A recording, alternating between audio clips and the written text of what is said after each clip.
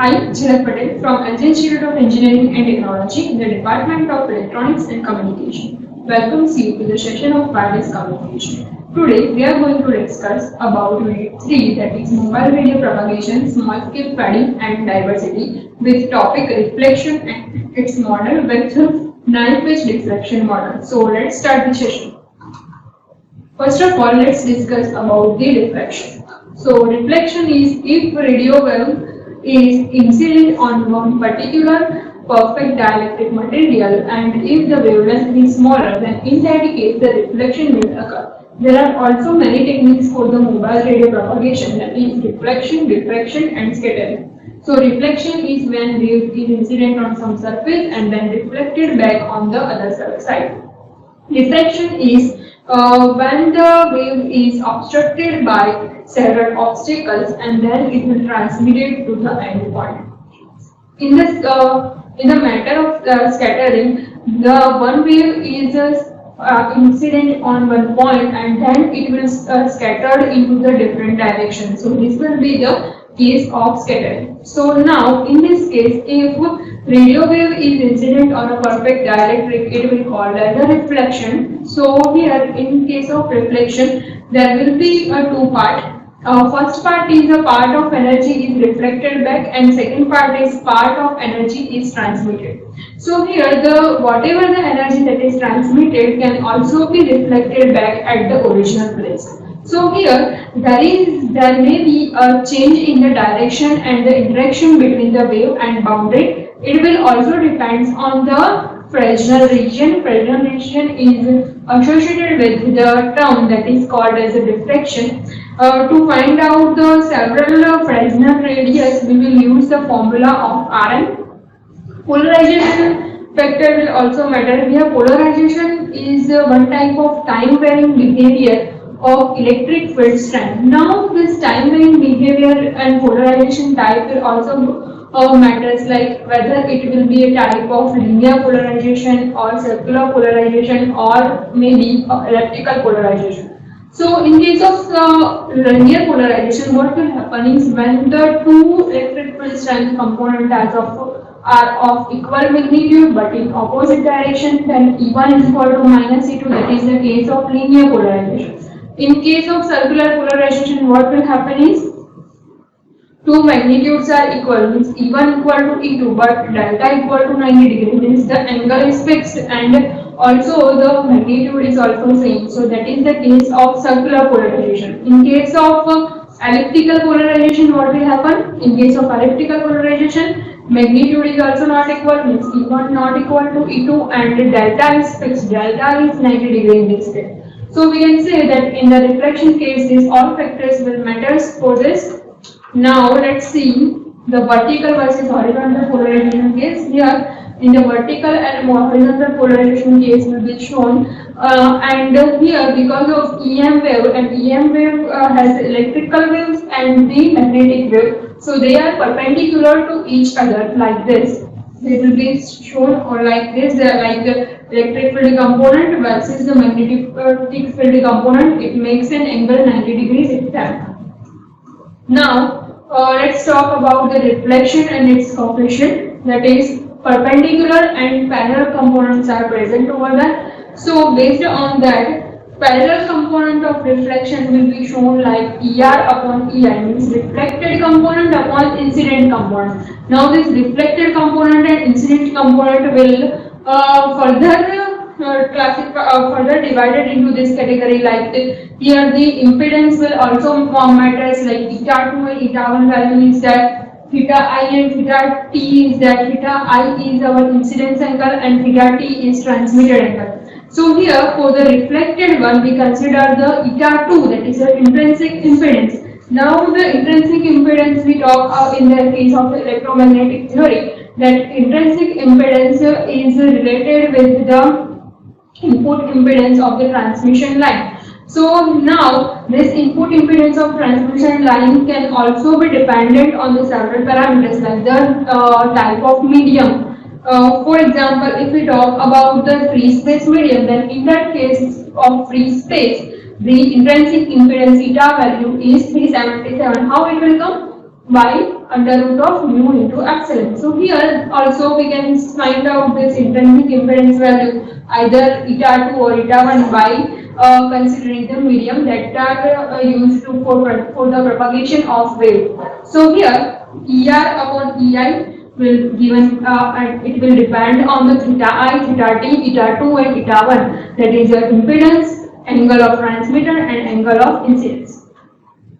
Same way for the perpendicular component also ER upon EI is the ratio will be taken, but here please consider the sign of the both. So this is how you can find out them. As I said that it depends on the medium permeability and permittivity. Why it depends on the permittivity and permeability? Because eta is itself, means intrinsic impedance itself depend on the ratio of mu and epsilon. And mu is your permeability and epsilon is your permittivity. Now, reflection Brewster angle. Brewster angle, it is an angle at which no reflection occurs in the medium at collision. So, if there is no reflection occurs, we can say that it is one angle when there is a no reflection coefficient present. So, if there is no reflection coefficient present, means we can say that its value is equal to 0 in that case.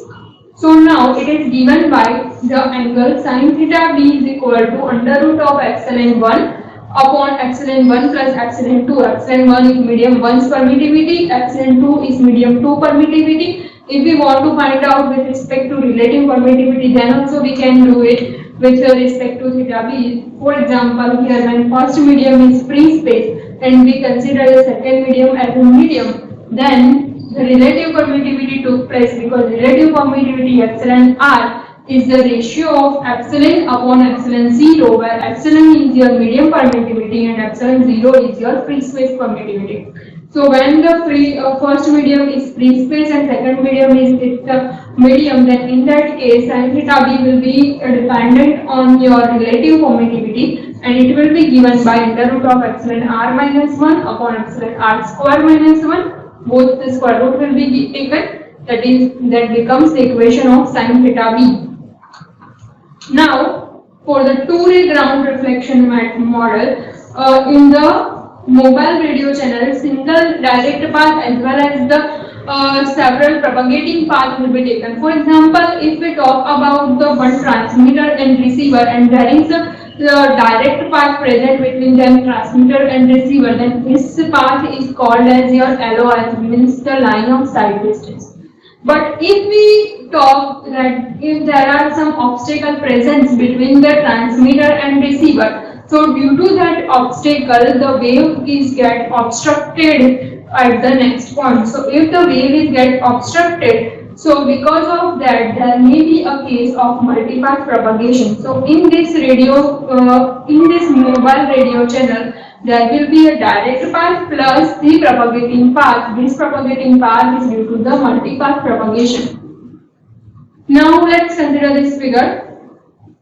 Here in this figure, you can see that between transmitter and receiver, we took one path as LOS, that is line of sight. You can see over here that ELOS, this one ELOS is your line of sight path, that is a field associated with it.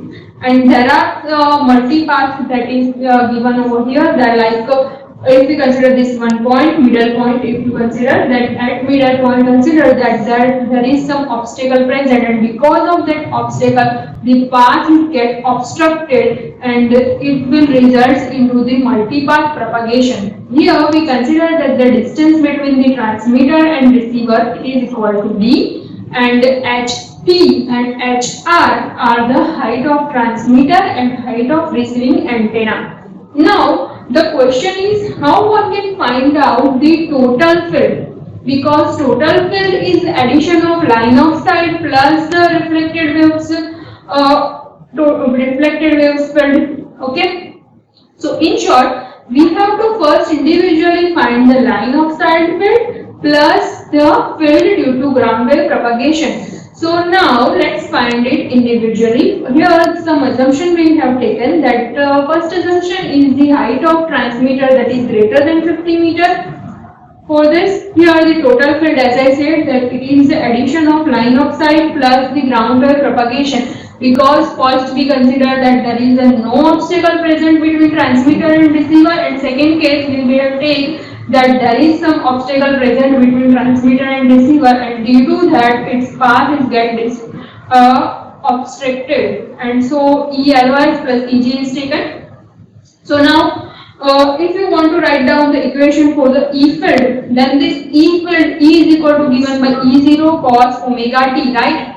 But now here, because of the obstruction present, there is some delay introduced in the system. Now this delay is your time period, right? And velocity is equal to distance upon time. So if we want to make the equation for the time, then the time will become distance upon velocity. And if we consider that system is traveling in a free space medium, so in free space medium our velocity is c. C is nothing but free space speed. Okay, so in short the time period will become distance upon free space speed, means d upon c. So here in this equation, if you see this factor t minus d upon c, it will result into retarded time. If you heard about the term retarded potential in electromagnetic, then it is similar to that this is about retarded time. Because of the propagation, the time period is get delayed, and that delay is equal to the factor of d by c. So that's why our electric field strength is given by E0 D0 upon D. D0 is your reference distance, D0 is your maximum electric field. Cos of omega c, T minus D upon C. T minus D upon C is your delay factor. Now here the path difference we have to calculate. So path difference is equal to D double dash minus D dash.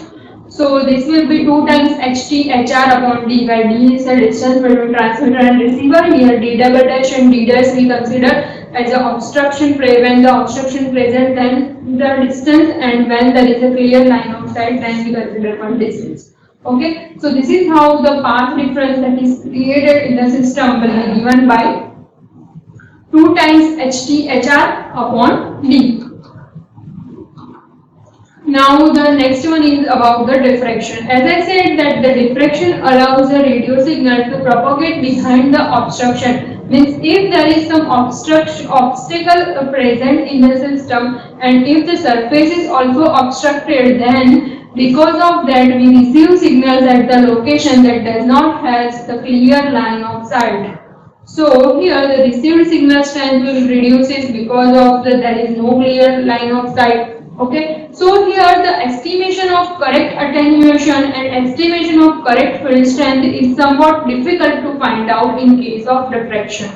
So here if we talk about the shadowing effect, we will going to study about the shadowing model further in this chapter. So it will be related to the log normal shadowing case. But before that, let's see one model regarding it, that is called as knife edge diffraction model.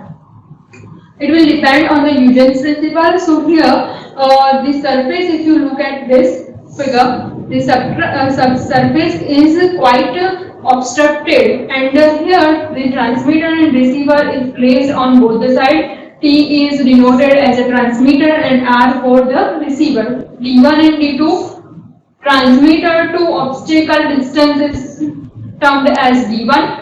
While the distance from obstacle to receiver is called as D2. Height will be height of that obstacle is small h, height of transmitter is ht, and height of receiver is hi.